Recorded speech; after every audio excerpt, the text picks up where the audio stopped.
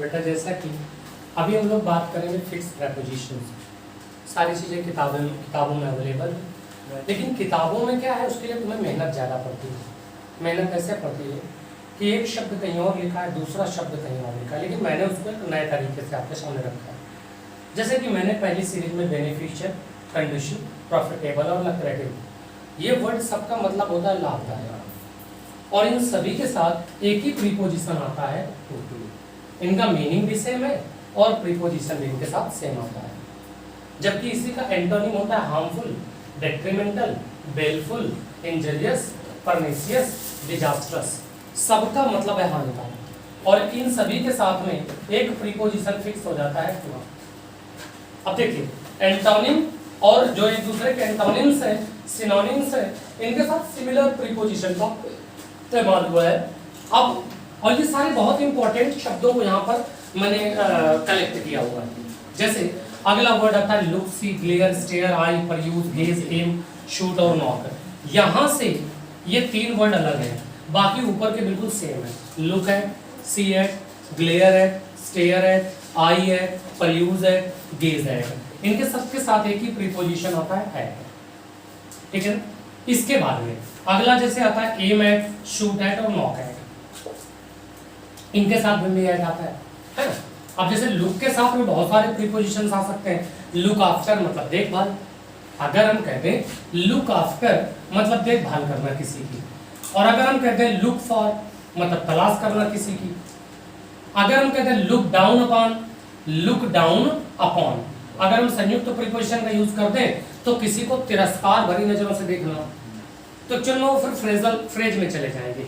यहाँ लुक का मतलब अगर देखने से है तो एट का यूज होगा, अगर लुक के साथ आफ्टर है तो देखभाल का उपयोग होगा, किसी की केयर करना से हो जाता है रिलेटेड।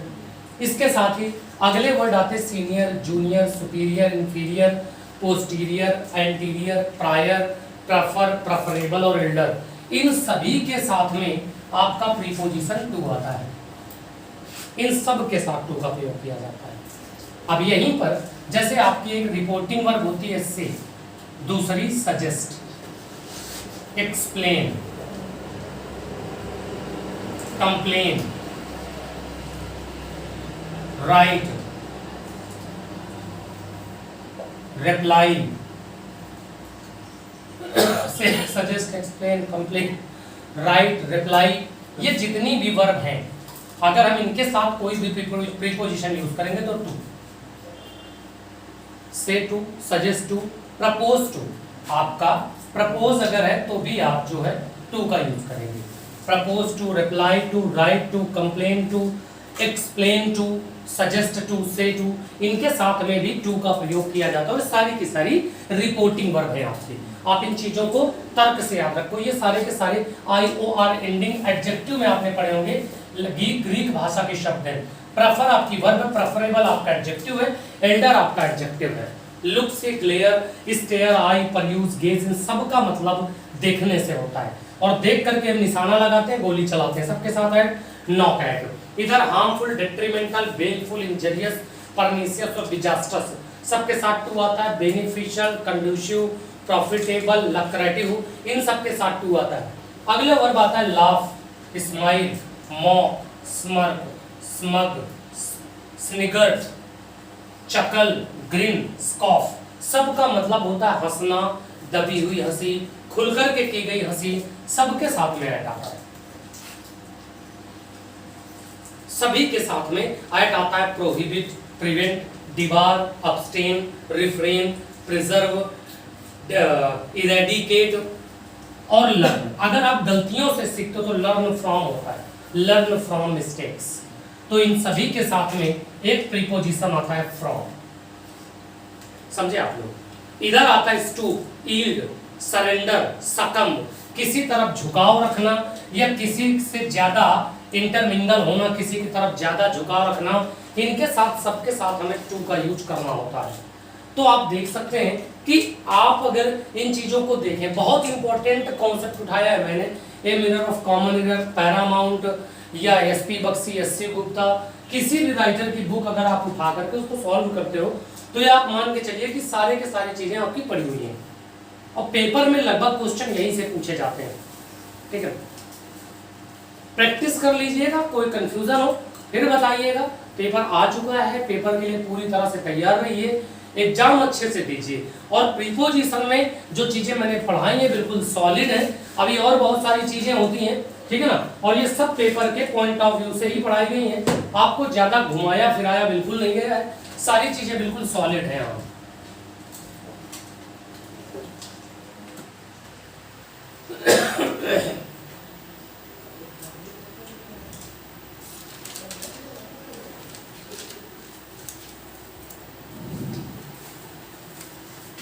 आप देखते होंगे जैसे आपकी वर्ब होती है एग्री, एग्री के साथ टू भी आता है और एग्री के साथ एट भी आता है, सॉरी एग्री विद, ठीक है, और एग्री के साथ ऑन भी आता है।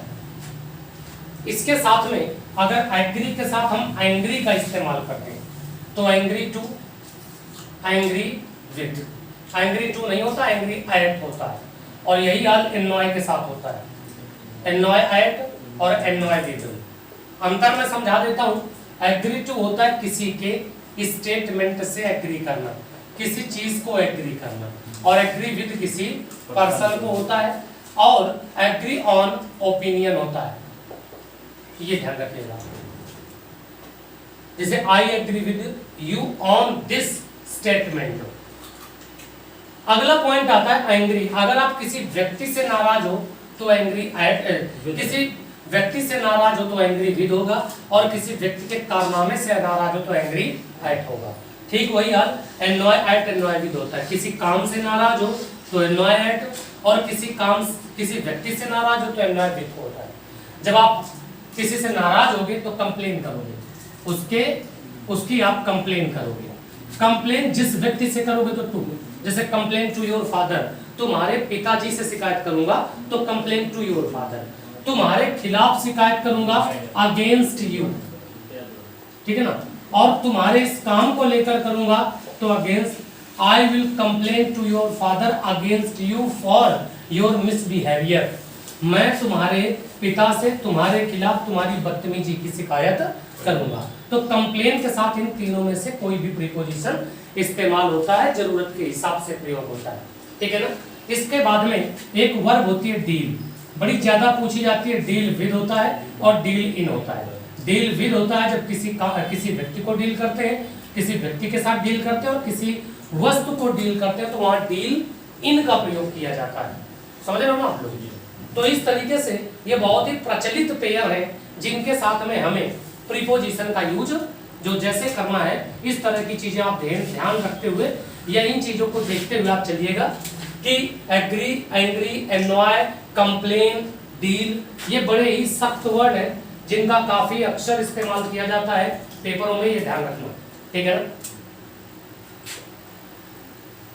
टॉक टू, टॉक विद, ध्यान रखना, अगर टॉक का यूज वर्ब की तरह किया गया है, वर्ब की तरह तो टू आएगा, और नाउन की तरह किया गया है तो विद आएगा। जैसे I have a talk with you, तो जैसे कहा गया I have a talk with you, गौर करिए जरा, टॉक के पहले ए आया है, मतलब प्रीपोज आर्टिकल आया, तो टॉक यहाँ पे नाउन है, इसीलिए आपने यहाँ पे विद का यूज किया।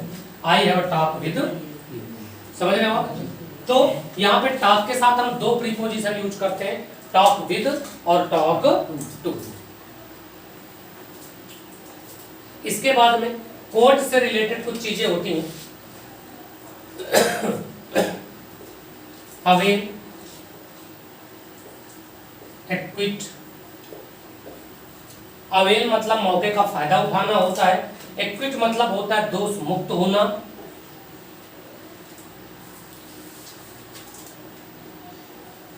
यहाँ पे एक्विट में थोड़ा ध्यान दीजिएगा, हाँ सही था, ACQUIT एक्विट। इसके बाद अगला वर्ड जो आपके सामने आता है एक्यूज,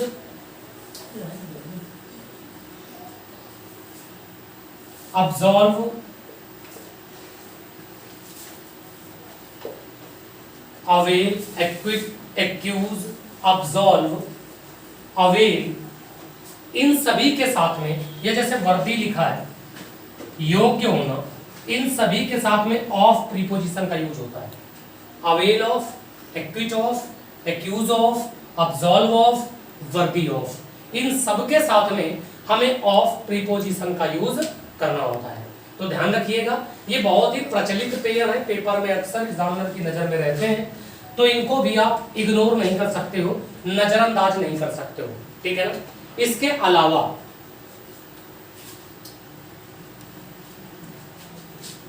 कुछ टर्म्स आपको देखने होंगे। टर्म्स में क्या देखनी होंगी चीजें, जैसे मान लेते हैं कि आपके सामने दो लोगों के बीच की बात है तो आप बिटवीन का यूज करोगे, दो से अधिक की बात है तो भी बिटवीन का यूज करोगे। बिटवीन दो के लिए भी होता है, दो से अधिक के लिए भी होता है, लेकिन दो से अधिक के बीच में इनमें भाईचारा होना चाहिए। अगर भाईचारा है, दो से अधिक है, तो आप बिटवीन का यूज कर सकते हैं। दूसरी बात आती है अमंग की, तो अमंग का यूज हमेशा दो से अधिक के लिए होता है और अमंगस्ट का यूज भी ऐसे ही होता है, दो से अधिक के लिए। लेकिन यहाँ पर अमंगस्ट और अमंगस्ट को लेकर के एक ही बात का फर्क है कि अगर वहां पर कोई का से लेकर के ज्ञ तक की ध्वनि निकलती है तो अमंग लगाएंगे, और आ से लेकर के ओ तक की ध्वनि निकलती है तो आप अमंगस्ट यूज करेंगे। जैसे मैंने कह दिया आवर फ्रेंड्स, आवर फ्रेंड्स।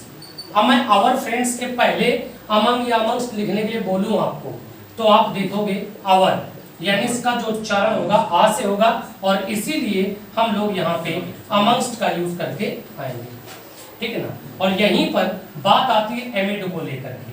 अब अगर हम एमिड की बात करें तो एमिड का यूज हमेशा अनकाउंटेबल के बीच में होता है। इन सभी का मतलब के बीच में, बिटवीन दो के बीच में, अमंग अमंगस्ट दो से अधिक के बीच में। बिटवीन का यूज दो से अधिक के बीच में हो सकता है, लेकिन कब, जब उनमें आपस में भाईचारा हो तब। अमंग और अमंगस्ट का यूज दो से अधिक के बीच में होगा, भाईचारा अपना एक तरफ रखा है, कोई मैटर नहीं करता। अब जैसे मैंने ये कह दिया कि भैया ये जो बिल पास किया गया था, मान लेते लिखा द बिल वाज पास्ड,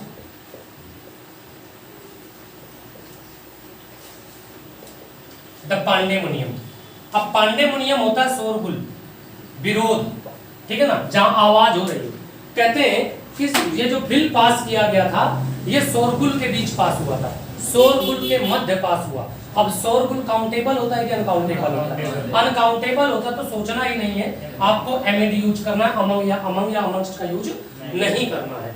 तो ये चीजें आपको टर्म्स समझने होंगे यहाँ पे। जैसा कि मैंने आपको बोला, एग्री टू भी होता है, एग्री विद होता है, एग्री ऑन भी होता है, ठीक है ना। इसके बाद में एंग्री की बात आती है। एंग्री माने नाराज होना, एंग्री एट, जैसे मैं तुम्हारे व्यवहार से नाराज हूं तो I am angry at your behaviour, और एंग्री विद, मैं तुमसे नाराज हूं, I am angry with you.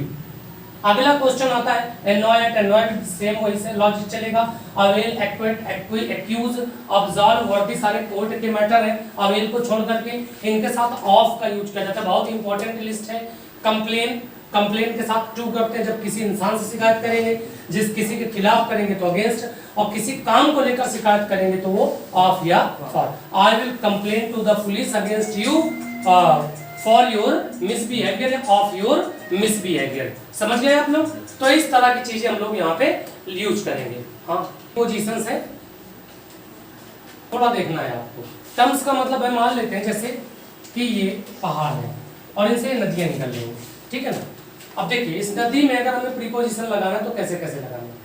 अगर आप इस नदी के किनारे किनारे चल रहे हैं तो आप अलोंग यूज करोगे। मामला नदी का नहीं है, बल्कि आप किसी भी रेलवे ट्रैक में चल रहे हैं तो भी आप अलोंग का यूज ही करोगे, क्योंकि आप किनारे किनारे चलोगे। आप ट्रेन नहीं होगी, आप ऐसे से ट्रेन की तरह चलोगे, दोनों उसमें रख करके पैर, तो ये तुम्हारा क्या होगा, ये अलोंग यूज होगा, ठीक है ना। आप रोड पे भी चलते हो तो रोड पे भी जो अपना राइट होता है वो अलोंग का राइट होता है, किनारे किनारे चलने का, एज ऑफ द रोड हमें चलना होता है तो भी अलोंग होगा, ऑन रोड आप नहीं यूज करोगे। I am walking along the road होगा, I am walking on the road नहीं होता, ठीक है ना। टर्म्स के हिसाब से चला जाएगा। इसके बाद में अगर आप मान लेते हैं ये नदी इस तरीके से बह रही है, इस तरीके से, तो आप उल्टी दिशा में अगर तैर रहे हो तो ये अगेंस्ट यूज होगा। और अगर आप इसके ऊपर से ऐसे जा रहे हो ये, तो यहाँ पे ओवर यूज होगा। जब पार्ट ए पार्ट बी को टच करेगा सीधे सीधे तो ये ओवर होगा। और अगर आप तैर के जा रहे हो तो तैर के ऐसा तो है नहीं कि तुम ऊपर ऊपर चले जाओगे, पानी से यहाँ से टच होना शुरू करोगे और लास्ट तक पानी को टच करोगे, तो यहाँ पे अक्रॉस यूज करते हैं हम लोग। क्या यूज करते हैं? अक्रॉस यूज करते हैं। Swim across the river, swim across the river. अगर मैं आपसे कहूं कि मैं तुम्हें नदी के उस पार मिलूंगा, उस पार, तो भी आप अक्रॉस यूज करोगे। ध्यान से सुनो मैं क्या कह रहा हूं। मैं सड़क के उस पार मिलूंगा तो भी across the river. Gandhi ji ने कॉफी ड्रिंक करा, कभी आपने चैप्टर में पढ़ा हो तो गांधी जी की कुटिया at the end of the आश्रम अक्रॉस द रोड, आश्रम के आखिरी छोर में सड़क के उस पार थी। तो अक्रॉस का मतलब उस पार होता है, इस पार से उस पार। अब मान लेते हैं इस रेलवे ट्रैक पे कोई पेड़ गिर जाए, सपोज करिए इस तरीके से, तो अक्रॉस यूज होगा। There is a tree across the railway track, along the railway track, against the current. Current माने धारा होती है, तो धारा के विपरीत जाने के लिए अगेंस्ट और धारा के सापेक्ष जाने के लिए अलोंग यूज करते हैं हम लोग। उम्मीद करता हूं मेरी बात समझ गए होंगे आप लोग, समझ रहे हो ना? तो ये कुछ टर्म्स समझ लो। मान लेते हैं इस पत्थर को काट करके, इस पर्वत को काट के सुरंग बनाई जाएगी, ठीक है ना? तो पत्थर को काट के सुरंग मतलब एक एक पत्थर हटाया जाएगा, तो थ्रू होगा। क्या यूज होगा वहां पे? थ्रू। और अगर कोई ट्रेन इस टनल से गुजरेगी तो भी थ्रू होगा, क्योंकि वो यहाँ अंधेरे में घुसेगी और पूरा टनल अंदर, ऐसा नहीं है कि सीधे ए पार्ट को टच करके झप से बी पार्ट में प्रकट हो जाएगी। जाना तो उसको पूरा पड़ेगा ना, एक छोर से दूसरे छोर, तो थ्रू होता है। जैसे आप कहते हैं मैं रात भर जगता रहा, तो मतलब सुबह के शाम के 7 बजे से सुबह के 7 बजे तक आप बराबर जो है चीजों को आपने ऑब्जर्व किया, देखा, समझ गए आप? तो यहाँ पे थ्रू आउट या थ्रू का यूज करते हैं। आज के लिए इतना ही, मिलते हैं अगली क्लास में। तब तक आप अपना और माँ बाप का ख्याल रखें, अनावश्यक कहीं घूमने ना जाएं, दशहरा आराम से घर के अंदर सेलिब्रेट करें। मिलते हैं अगली क्लास में, मेहनत करते रहे। जय हिंद।